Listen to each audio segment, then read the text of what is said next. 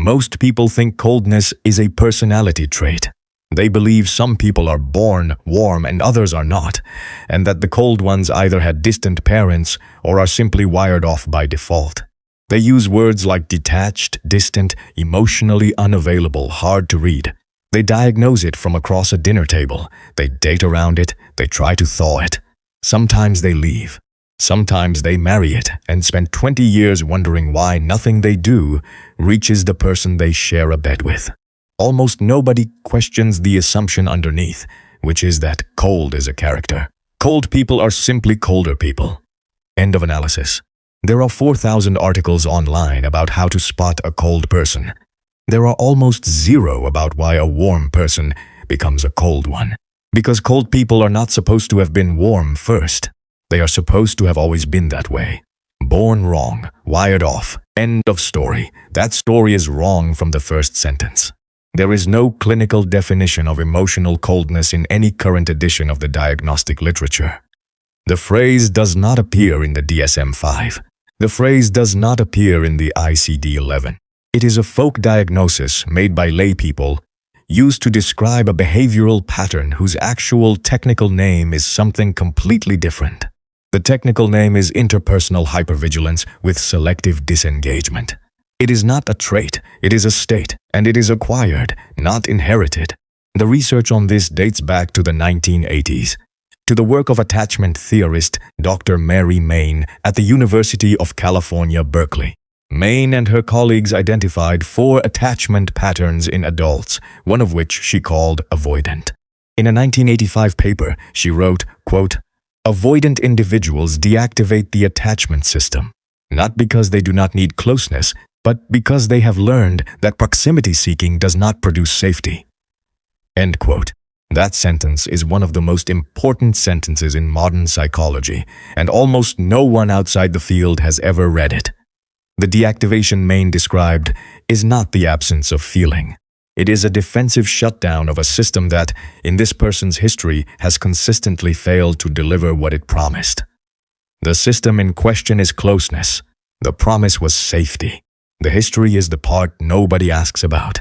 The person you call cold has a nervous system that was trained, often before they could form long-term memory, to expect that other people were not reliable sources of comfort.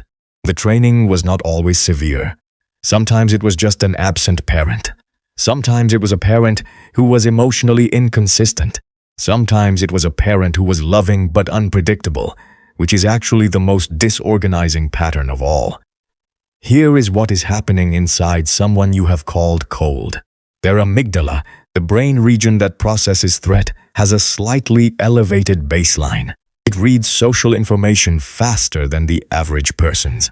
It catches micro-expressions, tonal shifts, and small inconsistencies in what people say versus how they say it.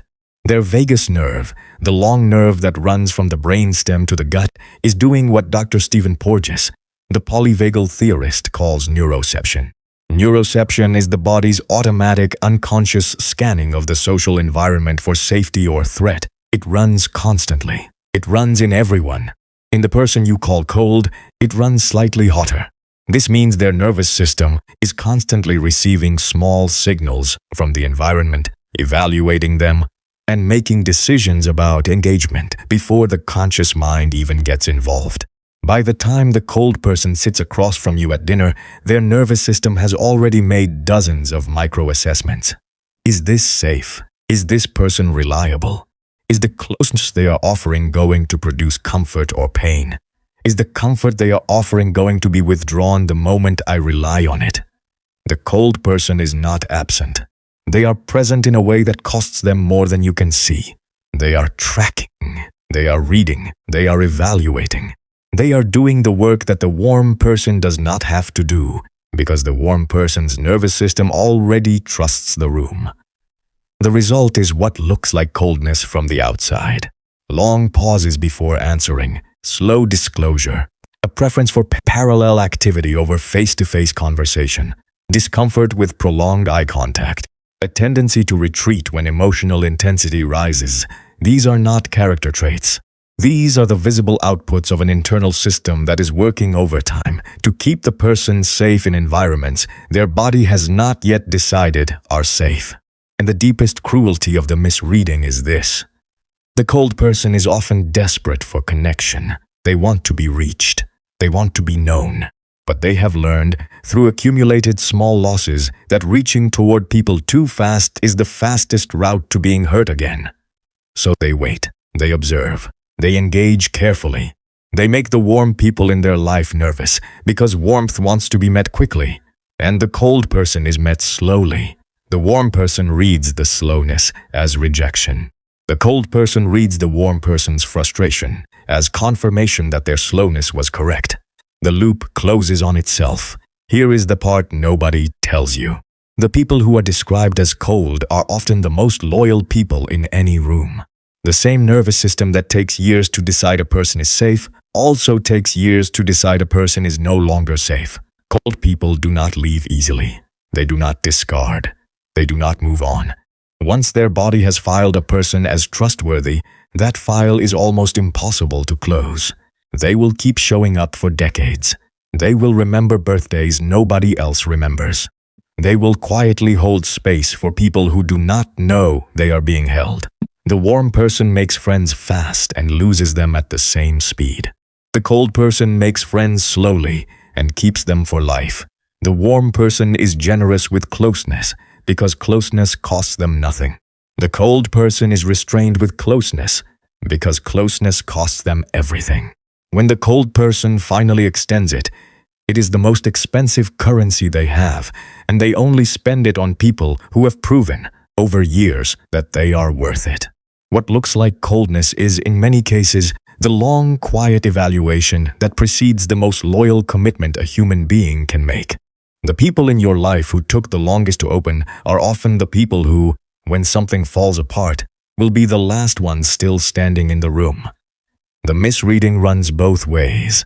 Warmth gets credit it has not always earned. Coldness gets blame it has not always deserved. If you have been called cold, this is for you. You are not malfunctioning. You are not broken. The slowness in you is information your nervous system gathered before you could speak. It is asking you, every time you meet someone new, to make sure. Not because you do not want closeness. Because you do. And because the version of you that learned to be careful was the version that survived. You do not owe anyone faster intimacy. You do not owe anyone proof that you can warm up on command. The people who are right for you will read your slowness as care, not as deficit. They will let your nervous system do the work it needs to do. They will not punish you for the pace. They will recognize that the pace is the price of the depth. And if you have been calling someone else cold, this is for you too. The person you have been trying to thaw is not frozen. They are scanning. They are doing the work their body taught them to do.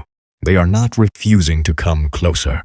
They are asking, in the only language their nervous system speaks, whether the closer place is going to be safer than the place where they currently are.